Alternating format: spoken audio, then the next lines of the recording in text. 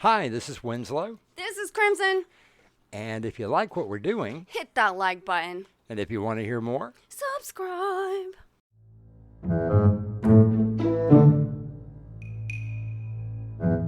The Casebook of Sydney Chase. Produced and edited by Crimson McKenzie, written and directed by Winslow Swan, and featuring the voices of Dave Arkipov as Lieutenant Anthony Ferraro, Winslow Swan as Dr. Alec McDougall, and featuring Crimson McKenzie as Sydney Chase. Yes, I'm Dr. Alexander McDougall, friend and confidant of Sydney Chase. And yes, I know why you have sought me out. You wish to hear the true facts of the case. Well, you've definitely come to the right person. You see, I was there the entire way, so I can give you the honest truth. Of course, you probably already know Sydney Chase, a brilliant detective who left the police force after her husband passed away. I was his doctor, you see, and became friends with the both of them. When she decided to enter the private sector, I told her that I thought it might actually do her a world of good.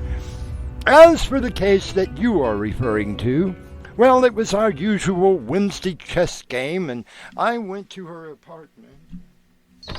You're a little late, Alex. Oh, I had to stop and see a patient on my way here. Wait a minute. How did you know I was coming? It's quite obvious, Alex. I noticed the scuff marks on your shoes and the small nick on your cheek where you cut yourself shaving. I also can see a small smudge of yellow, which appears to be egg that you spilled on your jacket. In a hurry? But how in the world does that tell you I was coming here? Elementary, my dear Alex. It's Wednesday. You always come here on Wednesday to play chess. Oh, I'm sorry. I guess I forgot what day it was. But only momentarily. It's okay, Alex. Even I have lapses of memory sometimes. So, how is the patient? What patient? The one you saw before coming here? Remember?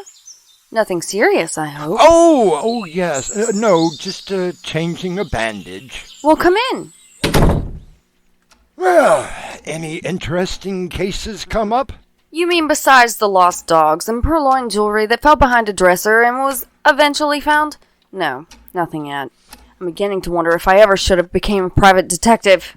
I'm sure that something will turn up that will pique your interest. Besides, you've only had your license for 3 months. You can't expect cases to fall out of the sky. It would be nice if one were to knock at the door, at least. Would you get the door while I fix us something to drink? Your usual? Oh, yes, that's fine.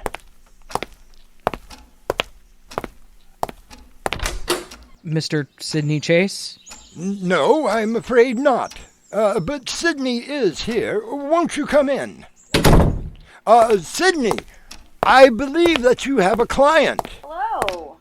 What can I do for you? I'm sorry, you're Sydney Chase. Expecting a man. Well, I... Why don't you have a seat and tell me why you are here? Would you care for a drink? No, Why don't we start with your name? My what? Your name? Oh, my name is Charles Sheffield. Charlie, for short. Okay, Charlie. What can I do for you? Well, I'm not sure. You see, the police have already closed the case. What case is that? Donnie Appleton. You see, he's dead. Then there really isn't a case. No, you don't understand. I'm sorry. I guess I'm not making myself very clear. Why don't you start by telling us who Donnie Appleton is? Oh, forgive me. This is my friend Dr. Alexander McDougall. Oh, Sydney, please. It's McDougall, if you don't mind. Believe me, you can get more medical help from Google than the good doctor here. Oh, really? I'm just teasing, Alex. Please, Mr. Sheffield, continue.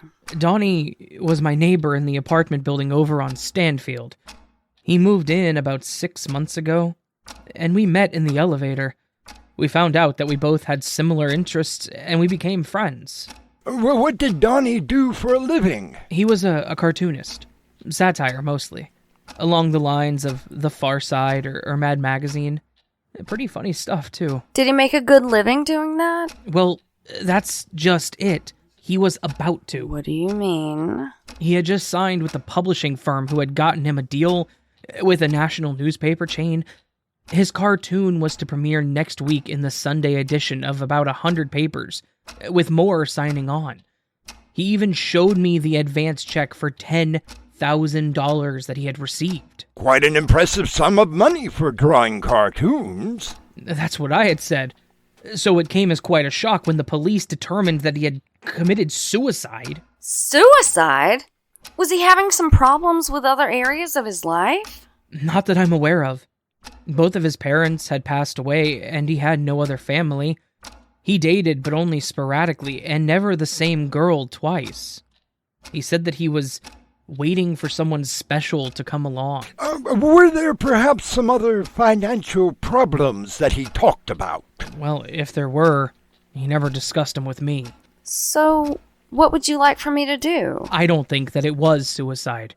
I think that he was murdered. Do you remember who the lead detective was on the case? Someone named Anthony something. Anthony something? It wouldn't have to be Anthony Ferraro, would it? Yes, that was it. Then it doesn't surprise me that he concluded it to be a suicide. By the way, how did your friend die? I found him, hanging from the chandelier in his apartment. We were supposed to go to the ball game that evening. When I knocked on the door, it opened and I saw him. So it possibly could have been suicide. I still think it was murder. So, Sydney, what now? Oh, I'm definitely gonna look into it. Especially since old Ferrari closed the case. Oh, you don't think that Ferraro will mind? Of course he will. Which makes it all the more fun. Why do you call him Ferrari anyway? Because he jumps to a conclusion faster than a Ferrari goes from 0 to 60.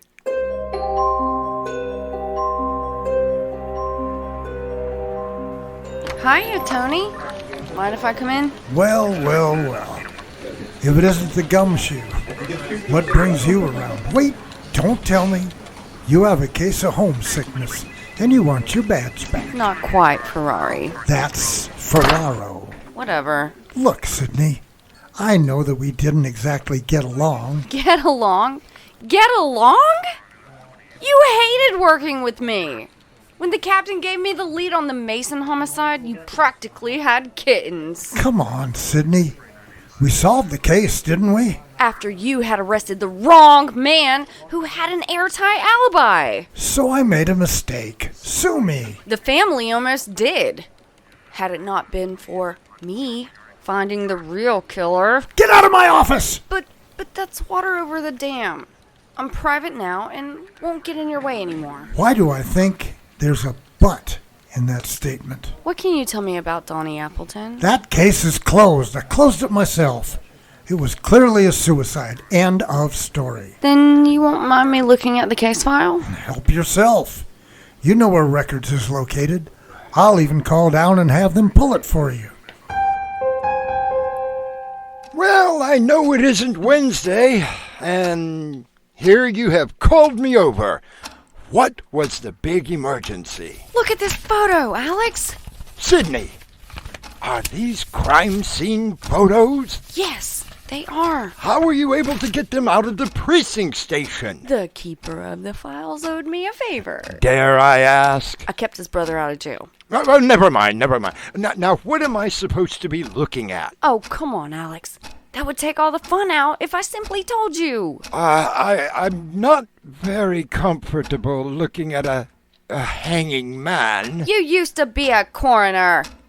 How does that bother you? I saw them on a table as I was about to perform an autopsy. I didn't go and get them. Pretend he's on a table then. Besides, it's not the body that you should be looking at. I'm still not quite sure. Wait a minute. Do you see it now? I think so. Tell me what you see. Well, it's what I don't see that has me confused. Exactly! Have you talked to Ferraro about this? Not yet. I have to get this file back to my friend in records in the morning.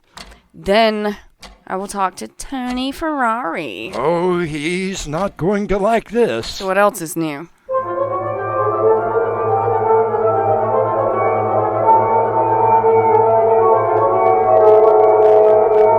Well, Miss Chase, fancy seeing you again. Looking for the crown jewels? No, just a side of spotted dick. I believe I just found it. Yummy. All jokes aside, I have some rather distressing news for you. No, they didn't give you your badge back, did they? Worse. You're gonna have to reopen a case. The Donnie Appleton case, to be precise. I told you, Chase, that case was closed. Thought you told me to close my mouth. Ruled a suicide. I warned you that if you got in my way... If you had bothered to do just a little detective work, you would have seen that it is murder. Here, look at the crime scene photo. I've seen it. I was there. Look harder. I don't have to. Where's the chair? What chair? How do you think he got his neck in the rope? Usually when someone hangs themselves, they tend to use a chair or box to stand on. Where's the chair? He's just dangling from the rope, at least 3 foot above the floor. Did his ghost put the chair back at the table? Ooh, maybe the cleaning woman came in, completely ignored the dead body swaying by the chandelier, picked up the chair, put it back in place, and straightened up before she left. All right. You made your point. So what do you suggest I do about It's it? murder, Ferrari! Cold, calculated murder! Stop shouting. It's the only way to talk to you. Of course, the case is at least a week old, so there goes your suspects, if you even had any. Chase, get out of my office. I'll reopen the case, but you lay off. Well, Sydney, how are you planning to start your investigation? Well, I proved that it was murder. I talked with Charlie, and he gave me a very short list of names of people that may or may not have known Donnie. So... What sort of motive would someone have for killing him and making it look like a suicide? that, dear Alex, is the $1 million question. With no family and no heirs to an estate, there really isn't a motive. Well, from what Charlie told us, he seemed to be a pretty easygoing man. You don't think that someone had it in for him, do you? For what purpose? I could understand if he had a partner in this cartoon business, but he didn't. Are we sure about that? Charlie couldn't have known everything about the man. He had just met him, 6 months ago. You're right about that. Maybe Charlie is the killer. Just doesn't make a whole lot of sense. Charlie would not have benefited from Donnie's death. That we know of. Besides, I checked on my client. He isn't hurting for money at all. He bought his apartment outright 3 years ago. His credit's good, and all of his bills are paid up. So what would have been his motive? Now, I suppose you're right. So where does that leave us? Right smack dab on square one and nothing.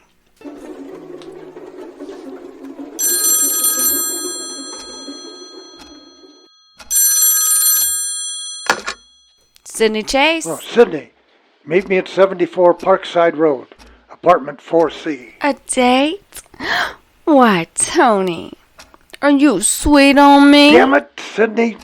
No, it's not a date. Then why should I come to 74 Parkside Road? Look, Chase, I'm tired, very tired. I took what you gave me on that Appleton case upstairs, and it was reopened. Well, that's one way to apologize. I'm not apologizing. Just get your ass down here. Again, why should I? Because we've got another apparent suicide, hanging victim, and no chair close by. Is that enough of a reason for you? Just make sure you get plenty of pictures. And I want the lab people in here pronto. Hi, Tony. Oh, you made it. And who is this? Oh, I'm Alex McDougal. He's my associate. I see you already cut the body down. Medical examiner hasn't arrived yet. Why don't you let Alex take a look? He is a doctor. Oh, yeah? Well, Doc, take a look. Well, it's been a while, but I will try. Okay, we have a white male, about 30, contusion around the neck from what looks like a rope burn. Oh, wait a minute. Lieutenant, this man was definitely murdered. Look here, where the rope burn is. You can see a second ligature mark across the neck. That is mechanical strangulation. This man was strangled first before he was hanged. Are you sure? Well, from just a first look, I would say yes. Tell the ME to let me know ASAP. If there are any defensive wounds to the body, run the fingernail cuttings for DNA. Everything. He may have tried to fight back. I do know how to do my job, Sydney. Who is he, anyway? Mr. Frank Marshall. Name ring a bell? I should say so. Excuse me, but I'm a little lost. Who is Frank Marshall? Oh, no one really. Until yesterday, when he hit the lottery. And someone kills him today. You think that the murder of Donnie Appleton and Frank Marshall are connected? Now look, Sydney. You can look over the reports and pics all you want to, but hear me good. Well, What? it's hear me well. Not good. Whatever. Just make sure you stay out of my way. Any connection with Appleton? No, they lived across town from each other, didn't have friends in the same circle. Both were about to receive a lot of money, and except for that fact, that was the only thing that they did have in common. Then that is bad for you, Tony. Why do you say that? It means that you just may have yourself a bona fide serial killer on your hands. Alex? Do you make it a habit to be in my apartment when I'm not home? Only when I know that you need some help. Sydney, I'm your friend, as well as your doctor. You are letting this case get to you. I suppose you're right. When I was with the force, I made it a point to make sure that cases were closed every single time.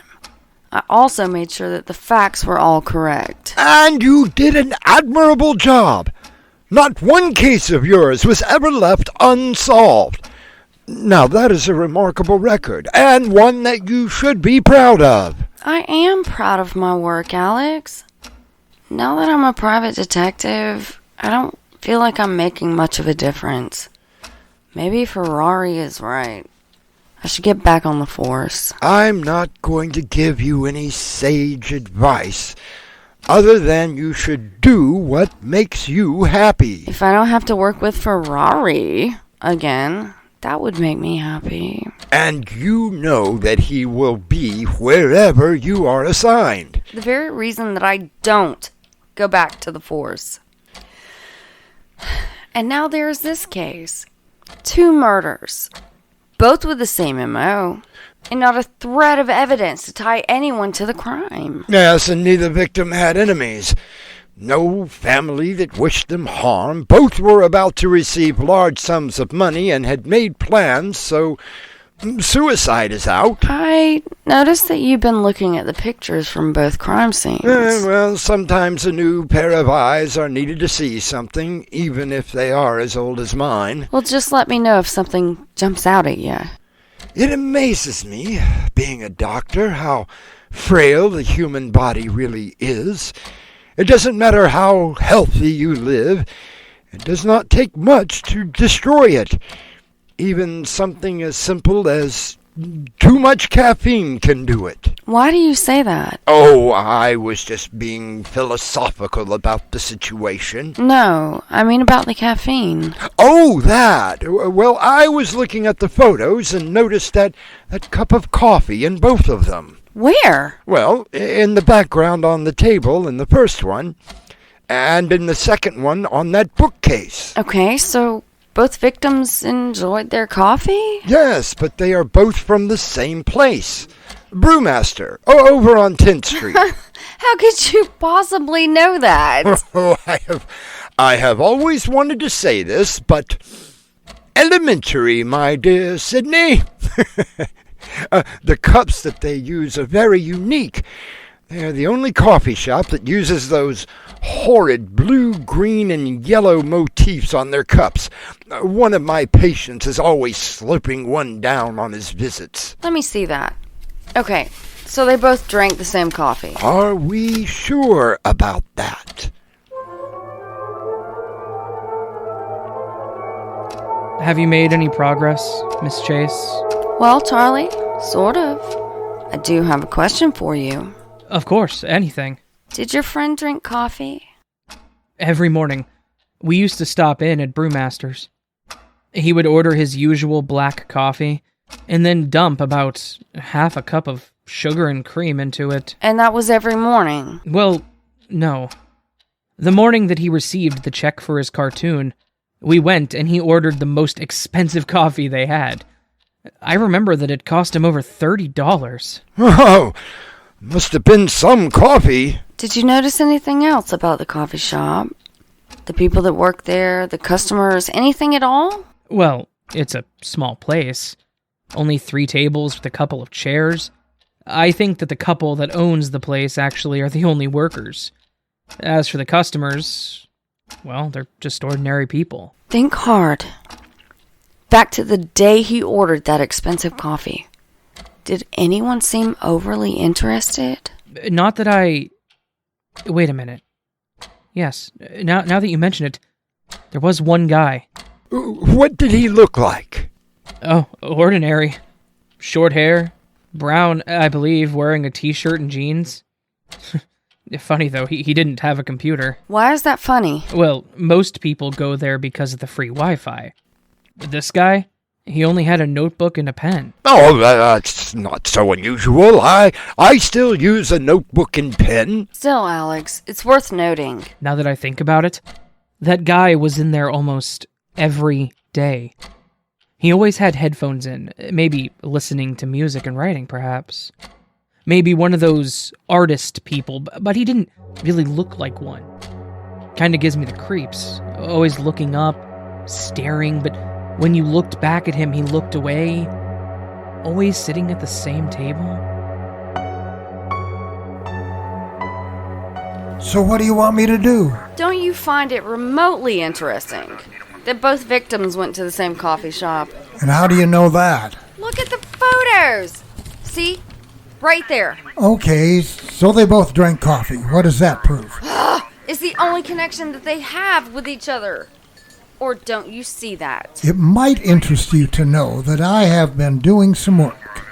Our second Vic did not drink coffee.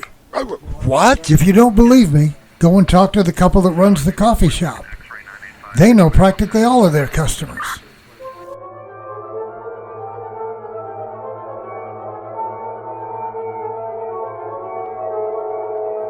Oh, yes, I knew Mr. Appleton.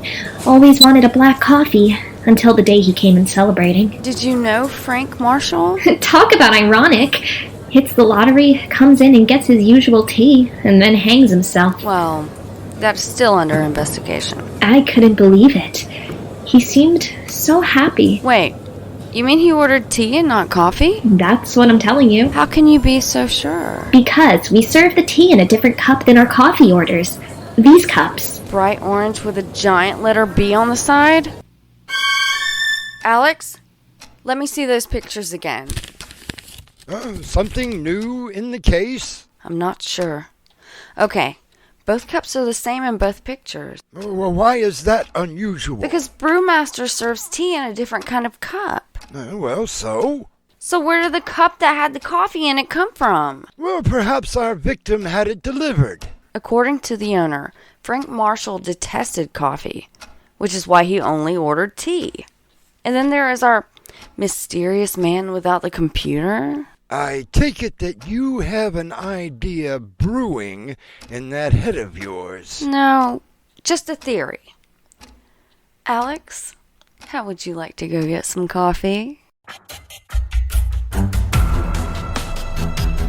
Yes, sir. How may I help you? Oh, yes, I would like your very best.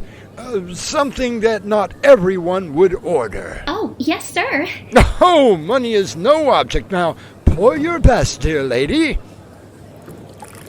My, you are in a good mood. Bit of good luck today? Ah, I found out that I have an inheritance. Really?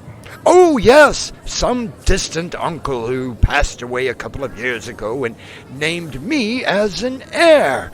The estate has gone through probate, and they are just now informing me about the fortune. A real fortune, sir? Oh, yes, I'll never have to work again.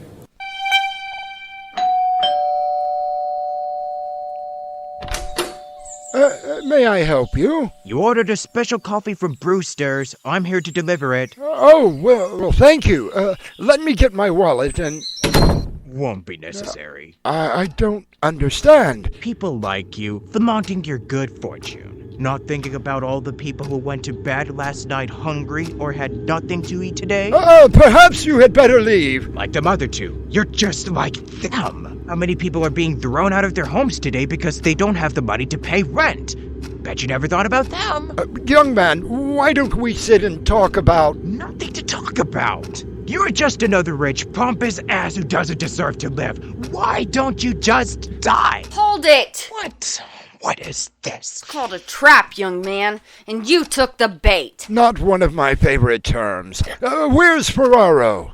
I'm here. Wanted to make sure we got everything on tape. Come on, let's go. Sydney, I... You don't have to say that you were wrong. A thank you will suffice. Right. And that is as close as you are ever going to get from that man. Oh, I think that he's coming around.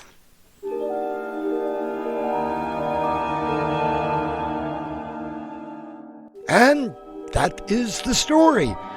Of course, there was no mention in the papers or TV news about Sydney's hand in the capture of the killer.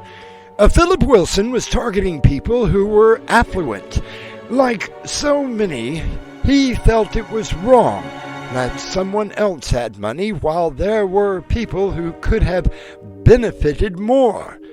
When police found his notebook, he had almost 20 names and addresses of potential victims. It was lucky, I suppose, that he only succeeded with 2 of them. As for Sydney Chase, we still play our weekly game of chess. She still looks for lost dogs or jewelry, and in my professional estimation, she is actually comfortable with her chosen profession.